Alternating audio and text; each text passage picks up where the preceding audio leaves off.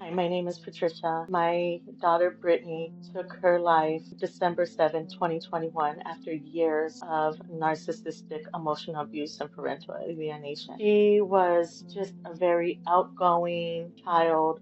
She created this all-female punk band singing songs of female empowerment. Everyone loved Brittany. Me having her, I was really young. I was 16. He already had a kid. It was love bombing. He sold drugs with his uncle. You would think for me that was a red flag, but because of the environment I was raised in, it was normalized. So I had Brittany as an infant. He had already started manipulating her. There's a video from when she was a baby, and he's whispering to her, say, I love daddy more than mommy. We're laughing about it then, but looking at it now, it's very morbid. With that came the abuse, the cheating, his family enabling. When I decided to leave him after the abuse, after the cheating, I found out I was pregnant. I lost that baby because I wasn't with him no more. He was not giving me money. He had our daughter in a visit, my half brothers, and mentioned that they saw him at the mall with a girl pushing my daughter in the stroller. He was still kind of keeping me kind of latched on. And so when I confronted him about it, he went into this total tirade and jumped out of the car. I was sitting in the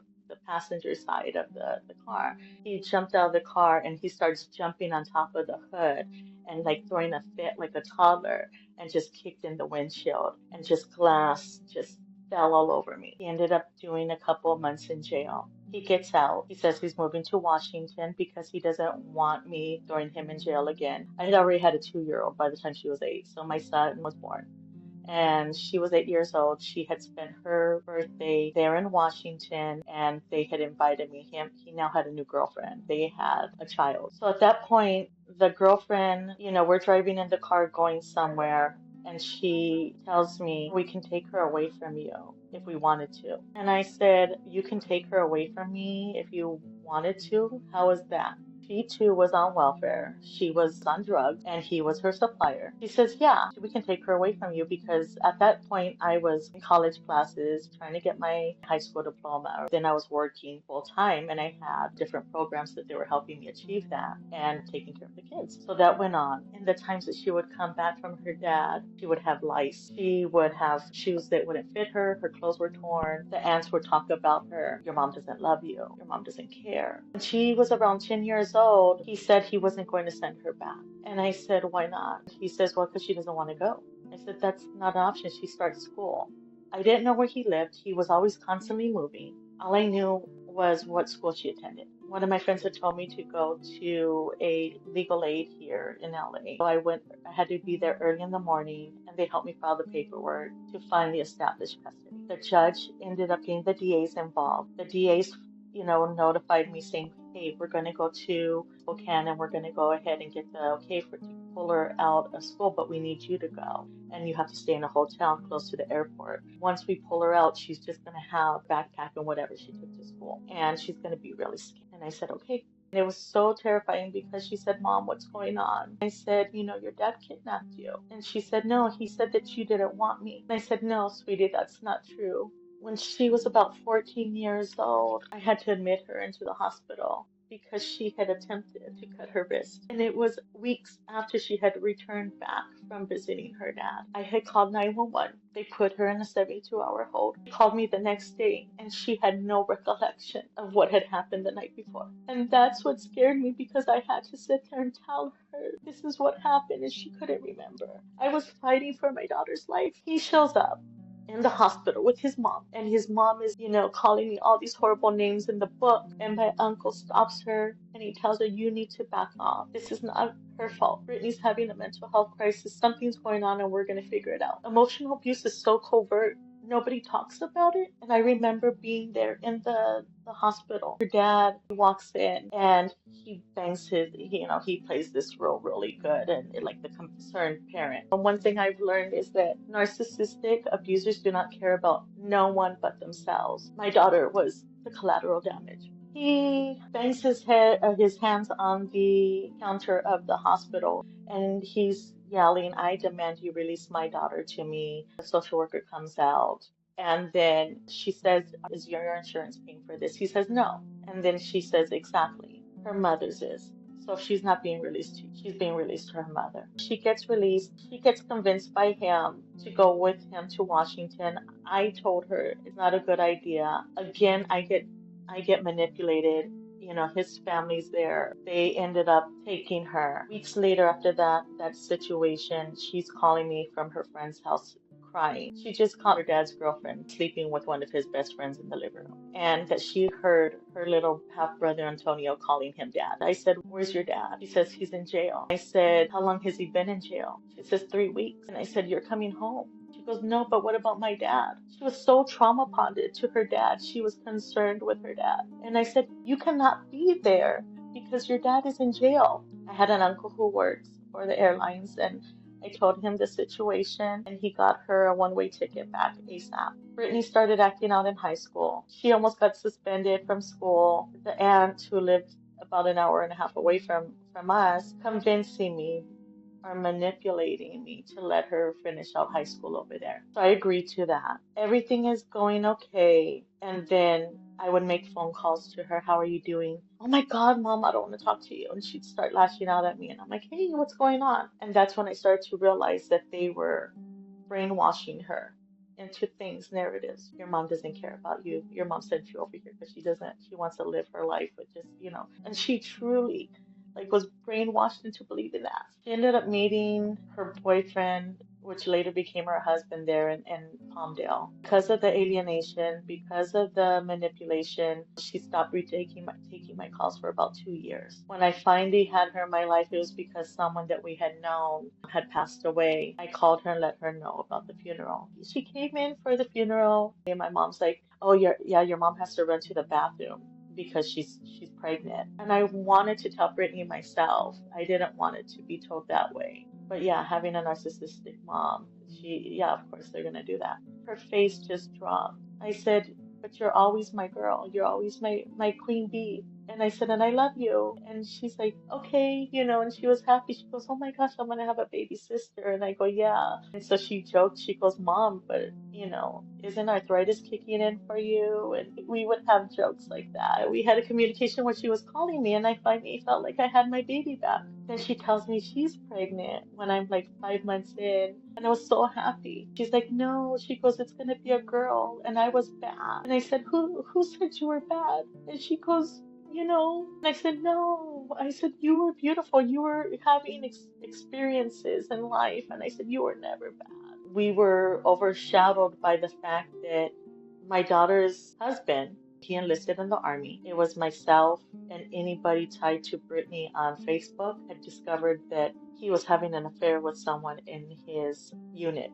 She answers the phone, and before I can get a word in edgewise, she shouts out, "I don't want to hear it. I don't want to hear about what I did. Mom, I don't want to deal with this." I felt like I was on eggshells with my daughter through times because I didn't want to lose her. I didn't want to trigger her to stop talking to me. The first year it was rocky because of his infidelity. Found out later after she passed away that when my granddaughter was around a year old, that there was a witness to him putting my daughter in a chokehold. He said the police came out, and when she told them that he was in the military, that they didn't make a report because they didn't want to ruin his army career. Have copies of the records from all the times my daughter called for domestic violence. They separated at that time. We flew out there, and I walk into their house, and I see holes in the wall. The doors were from the side of the wall were broken on the side where the lock from him pushing the door. I asked her if she was okay, and she's like, "Gonna go to counseling." He said they never went to counseling.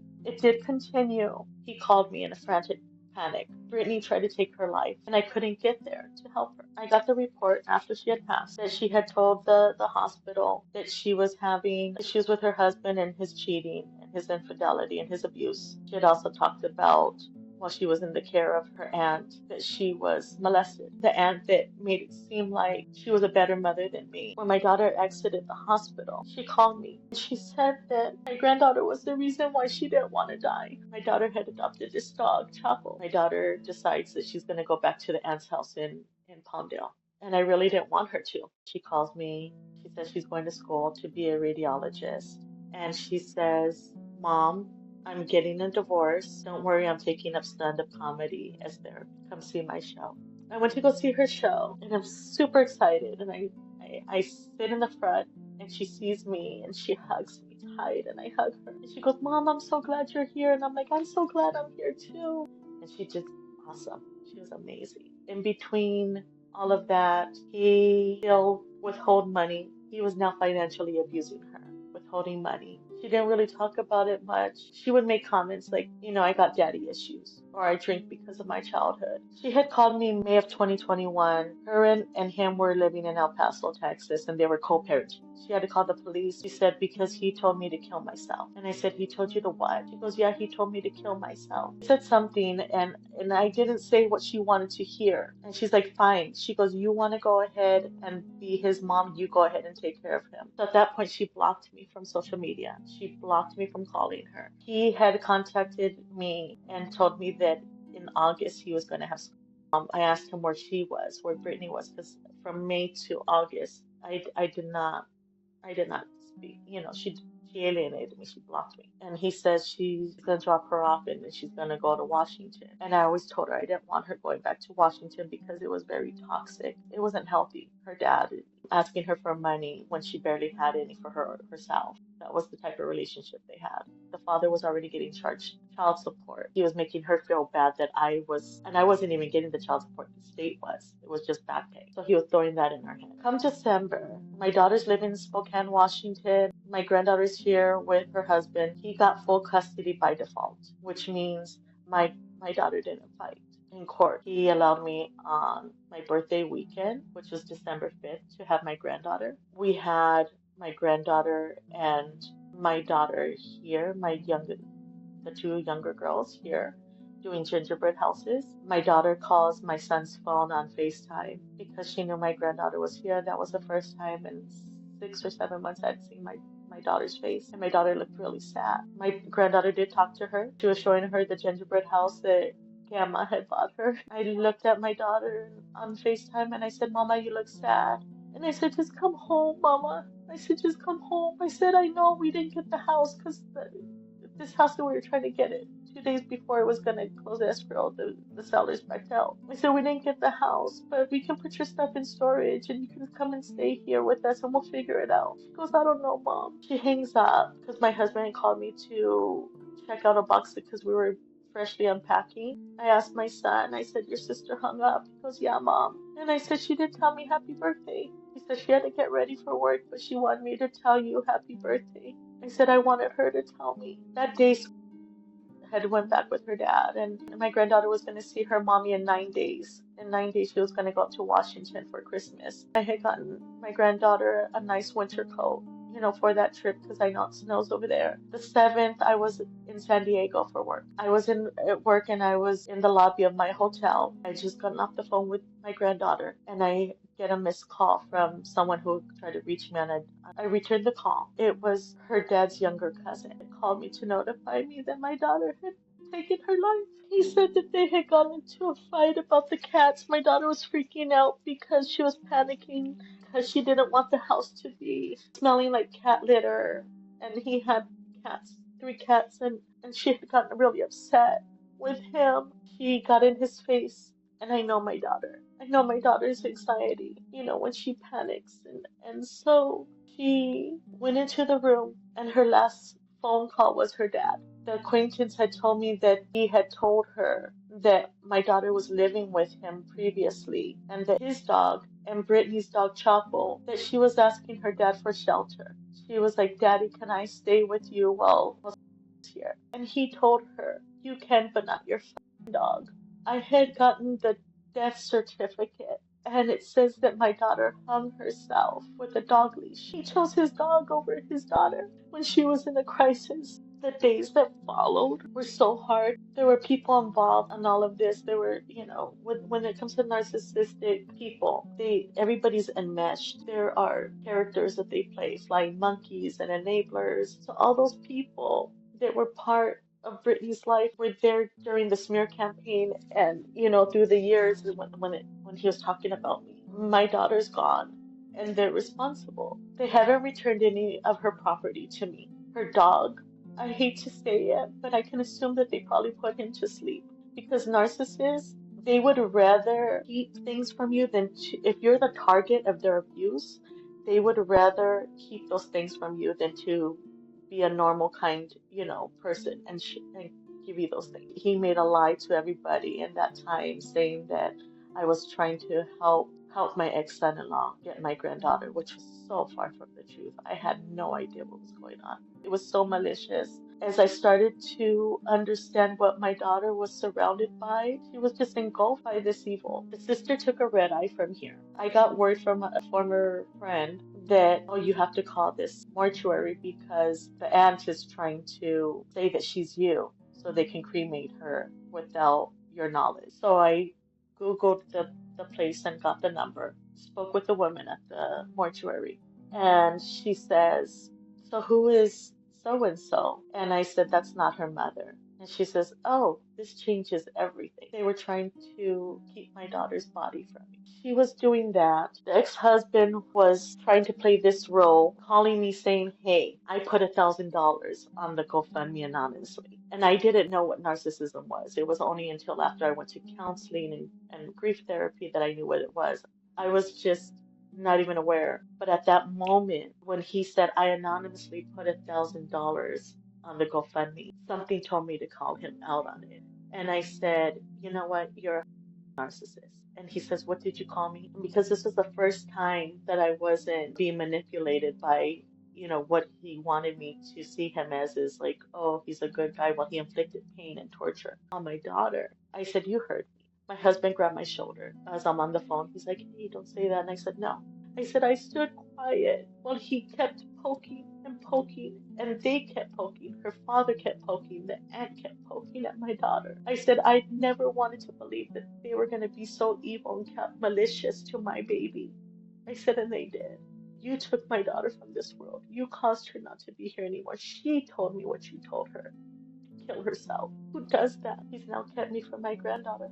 I have not seen my granddaughter since the funeral January 3rd of 2022. The ways that I honor Brittany is I created this Instagram page that has helped so many women and men across the world. It's called loving_Queen Bee. It shares her story. It shares some pictures and some of the great things that she's accomplished, some beautiful notes and tributes from people that knew her from the academy. I share her Instagram, share information about narcissistic abuse. I advocate for her. I'm her voice. She doesn't have a voice anymore. We participate in events for AFSP, Walk Out of Darkness. This is our second year now. We've participated, my family and I, a lot of mental health organizations, and we strongly advocate for mental health and for therapy and letting people know that suicide is not the answer. We have this beautiful Brenda that, was one of Brittany's favorite holidays, and she loved going to Hollywood Forever Cemetery because it's such a positive outlook on, honoring our loved ones who are no longer in this world. Now we honor her. I have told people who have been touched by Brittany's story that to seek a safe place where someone holds space for you. Sometimes we don't find that in our family, but we will find it. Seek therapy. Therapy has always been my go-to. We're not alone in this world. I believe that there's someone out there, to help us through the hard times. I validate your experiences. Listen, when somebody's crying out for help, listen to them. Listen to them. They're not making it up. People don't make up abuse. People don't make up abuse, especially, when they're in the midst of it, children or adults. I wish I don't have to have this conversation that my daughter is no longer part of this world. It's a reality for the past 2 years that I struggled with. My heart hurts for those who have lost someone because I'm there too. We're part of this club we don't want to be part of. My granddaughter's without her mama. All the beautiful things that she's going to have in her life, graduating, birthdays, going off to college, getting married. One of the horrible things, and I'll say this because I really want to make sure that this is shared right here, is my daughter's urn. Aunt kept pressing me because, mind you, the father never communicated with me after my daughter passed away and still hasn't. The aunt kept persisting for me to separate the ashes, and I didn't want to do that. to honor my daughter and also out of respect for my granddaughter. But I did tell her what I will do is I'll have you sign this contract and you can hold on to Brittany's ashes for 1 year, but you do have to return them back home. It's not to be tampered, the seal's not to be tampered at all. Well, I got Brittany's ashes back after her birthday, January 19th. It was actually 2 days, which was on the 21st. Her dad took him back to the cemetery, and the cemetery called me, and they said, Patricia, we have Brittany. And I was overcome with joy because that was the hardest, most painful year to ever have, my daughter's ashes over there. I asked her before I felt a sense of relief. I said, can you please open the urn and make sure that the seal hasn't been tampered with? And she gave me the most horrific news ever, that they had separated her ashes. The police didn't know how to handle the situation because I made the report, and they said, well, we don't know if it happened here or in Washington. I have pictures on her Instagram page, but you could see that her ashes were desecrated. You could see her ashes just sprinkled about the top portion of the urn. She didn't matter. That is how I know about narcissistic behavior, because they don't care about no one but themselves. They don't honor religious beliefs. They don't honor anything, and they feel like they're above the law. They couldn't even honor the right to hold my daughter's remains sacred, intact, in one piece, and certainly not honor my granddaughter. Everything I did for my daughter's passing was to honor my daughter for who she was in our life, the beautiful, loving, strong, courageous woman. I mean, she was amazing. She was always shattering glass ceilings.